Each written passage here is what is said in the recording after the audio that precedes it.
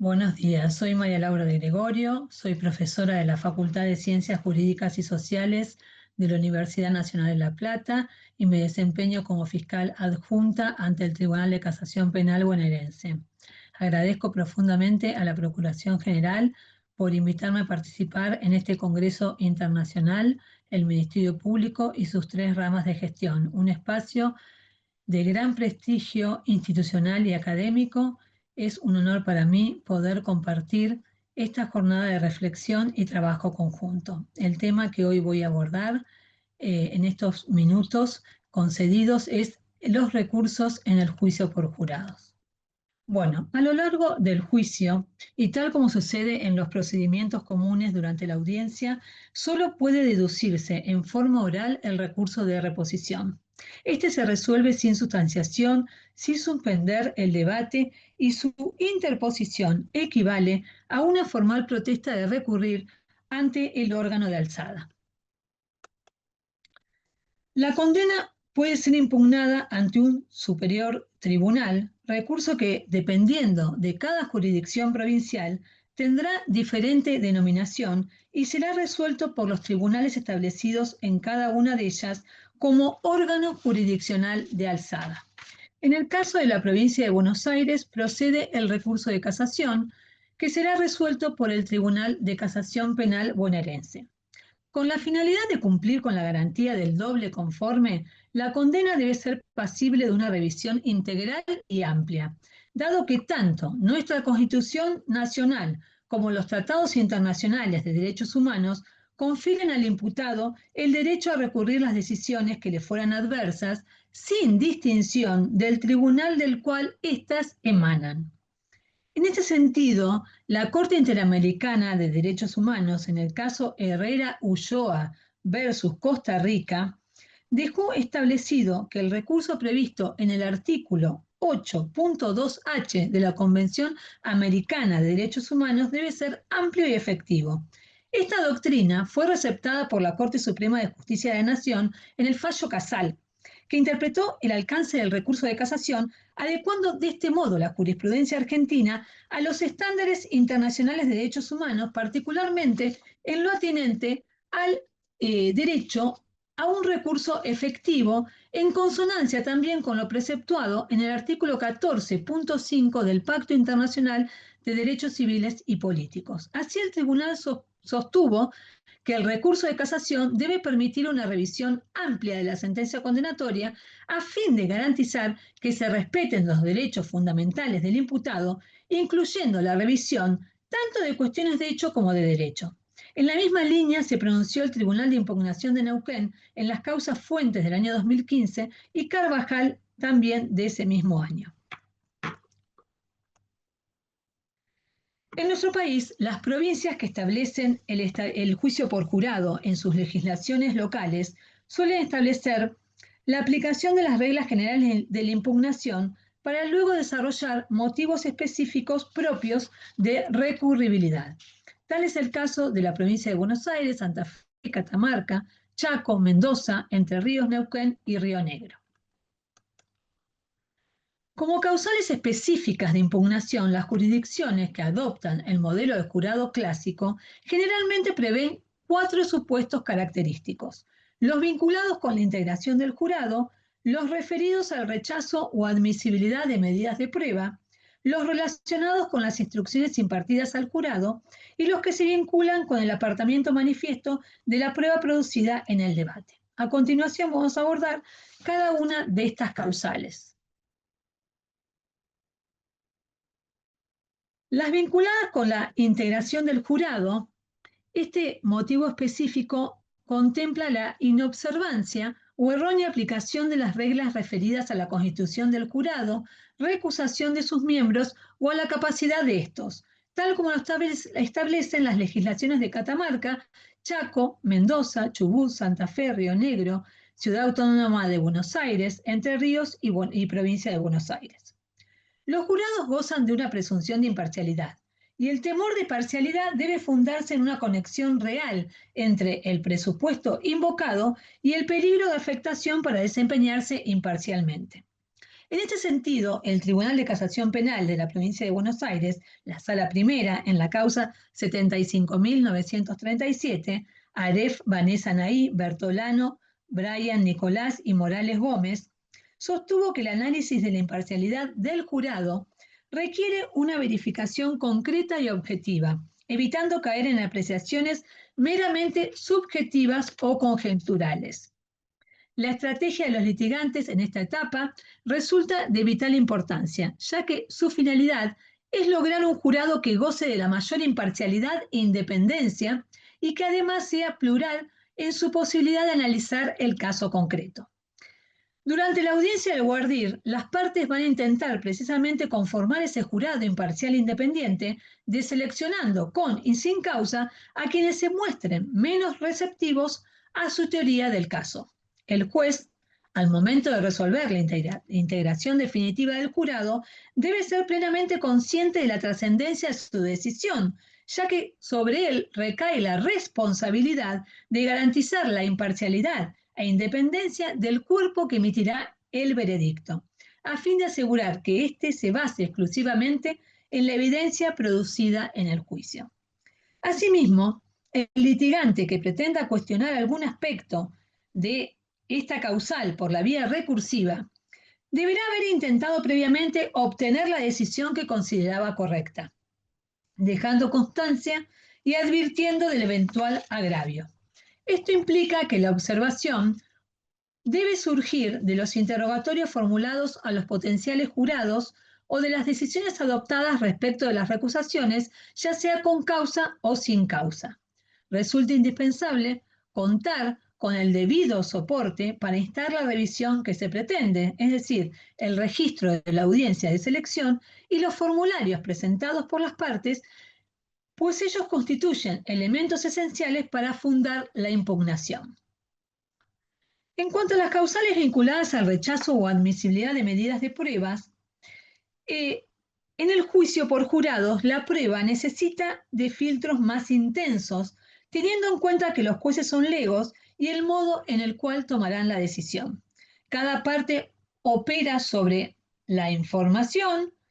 su propia información, sobre la información de la contraparte y la forma de su producción en el debate. La trascendencia de estas decisiones es evidente, dado que pueden afectar de modo directo el derecho de defensa en juicio o la posibilidad de demostrar la teoría del caso de cada litigante. Debe hacerse un control de relevancia, confiabilidad y perjuicio indebido.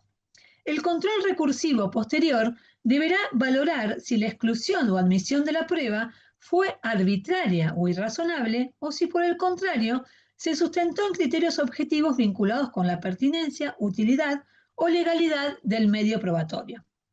Los agravios pueden darse en dos momentos diferenciados del proceso. El primero en la audiencia preliminar del juicio, en la cual cada litigante ofrece la prueba de que intenta valerse, pero también puede manifestar la oposición al ingreso de la ofrecida por la contraparte. Y luego durante el desarrollo del debate oral. En el primer supuesto, es decir, en la audiencia preliminar, cada litigante debe evaluar la necesidad y procedencia de cuestionar la resolución jurisdiccional sobre admisibilidad de la prueba de la contraparte o rechazo de la prueba propia, de acuerdo a la importancia que tenga esta decisión en la acreditación de su teoría del caso. Ahora bien, estos planteos deben ser tempestivos, deben ser oportunos. La parte habilitada para recurrir encontrará apoyatura para fundamentar su remedio recursivo en el escrito de ofrecimiento de prueba, en las constancias asentadas en el acta labrada con motivo de la audiencia, en su registración por medios tecnológicos, en la resolución que emane del juez y la protesta que efectúe de recurrir ante un tribunal superior. En el caso de la audiencia de juicio, es importante que estas incidencias sean planteadas por las partes ante el juez técnico sin la presencia del jurado o al menos fuera de su percepción para evitar su contaminación. Ello no exime de la necesidad de su registración, dada su importancia al momento en que el tribunal revisor, llegado el caso, efectúe el efectivo contralor. Asimismo, quien recurre debe demostrar que lo decidido ha cercenado el derecho de defensa en juicio o condicionado la decisión del jurado en el caso concreto. Acá podemos citar un reciente fallo del Tribunal de Casación de la Sala Primera, el fallo Suárez, causa 124.974, en cuanto se consideró que la jueza incorporó prueba inadmisible, afectando el derecho constitucional del acusado a un juicio justo e imparcial, pues el veredicto del jurado no puede fundamentarse en criterios ajenos a los hechos establecidos en el caso y la evidencia disponible. En cuanto a las causales vinculadas con las instrucciones impartidas al jurado antes del inicio de la deliberación, hay que tener en cuenta que estas instrucciones constituyen una herramienta fundamental para garantizar que los jurados comprendan correctamente las reglas jurídicas aplicables al caso. El error en la formulación de las objeciones, de las instrucciones, su omisión o su ambigüedad pueden generar agravios sustanciales en la medida que se entendiera que pudieron condicionar la decisión del jurado, teniendo en cuenta la trascendencia que tienen en la elaboración del veredicto, pues constituyen su motivación. Las instrucciones están íntimamente vinculadas con la teoría del caso de cada litigante. Por eso no resulta admisible que en la instancia revisora se aborde lo relativo a la corrección o incorrección de las instrucciones que la parte no objetó ni propuso, criterio sostenido por la Suprema Corte de Justicia de la Provincia de Buenos Aires en la causa 133.779, Greco, y también del año 2021, y también sostenido por el Tribunal de Impugnación de Neuquén en el caso Morales del año 2015. Este proceso de elaboración de las instrucciones debe ser íntegramente registrado a través de los medios tecnológicos disponibles y se debe llevar a cabo sin la presencia del jurado. Las instrucciones indebidamente impartidas pueden ser objetadas. Este es el criterio reafirmado por la Suprema Corte bonaerense en la causa Álvarez y Telechea 134.954 del año 2023, en cuanto nuestro alto tribunal insistió en la necesidad de que consten las concretas propuestas de las partes y o eventuales objeciones bajo pena de nulidad, conforme lo reglado en el artículo 371 bis del Código Ritual. Por su parte, el Tribunal de Impugnación de Neuquén, en la causa Pose del 2014 y Barria del 2015, respectivamente, sostuvo que la objeción de la parte a las instrucciones impartidas al jurado asegura la recurribilidad del fallo y también sostuvo la necesidad que el recurrente pruebe el error que invoca. La parte entonces tiene una doble carga: cuestionar las instrucciones y mostrar que han condicionado la decisión del jurado para que el agravio prospere. En cuanto a las causales vinculadas con el apartamiento manifiesto de la prueba producida en el debate, ello hace alusión al supuesto de que el veredicto del jurado resulta notoriamente contrario a la evidencia presentada en el juicio. Este supuesto queda abarcado por la doctrina de la arbitrariedad de la sentencia. La tarea de revisión de los jueces tiene que efectuarse a partir de los aportes que efectúan los recurrentes en sus escritos recursivos y los efectuados en la audiencia del debate, de las instrucciones impartidas al jurado y del registro íntegro de la audiencia del debate. La defensa deberá argumentar y demostrar, al interponer el recurso, que no se ha podido demostrar la culpabilidad del imputado más allá de toda duda razonable. Si bien es distinto el sistema de valoración probatoria que efectúan los jueces profesionales del efectuado por un jurado popular, podrá demostrarse el absurdo valorativo cuando se logra acreditar que el jurado se apartó manifiestamente de la prueba producida en el debate, teniendo en cuenta su valoración objetiva. No se trata que el órgano de alzada se adjudique funciones propias del jurado. En este tópico, la Corte de Justicia de Canadá tiene dos leading cases, que son Jevez del año 1987 y Viniaris del año 2000. En Jevez sostuvo que el tribunal no puede sustituir su juicio por el del jurado, sino que debe reexaminar y considerar el efecto de la prueba, esto es, que el veredicto no se respalde en la evidencia o que no sea razonable.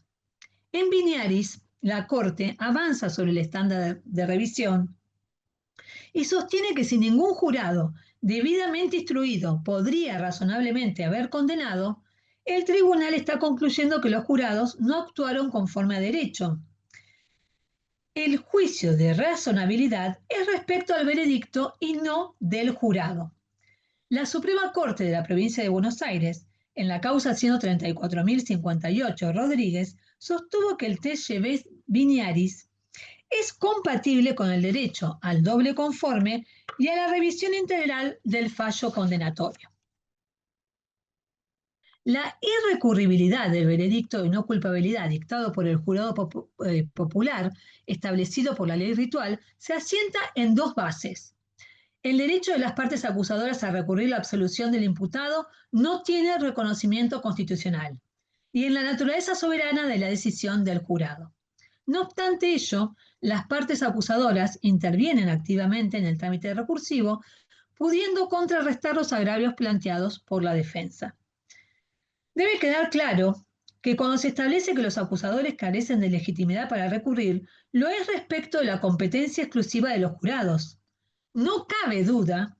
que cuentan con legitimación para recurrir las decisiones tomadas por el juez técnico en la audiencia de cesura, por ejemplo, las vinculadas con la determinación de la pena o con la prescripción de la acción penal. Acá podemos citar causas del Tribunal de Casación, Sánchez, causa 101.081, Gorordo, causa 94.464 y Secchi, causa 100.840.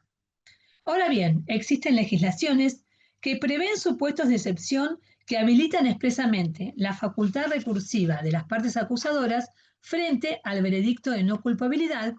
como sucede con Chaco, Mendoza,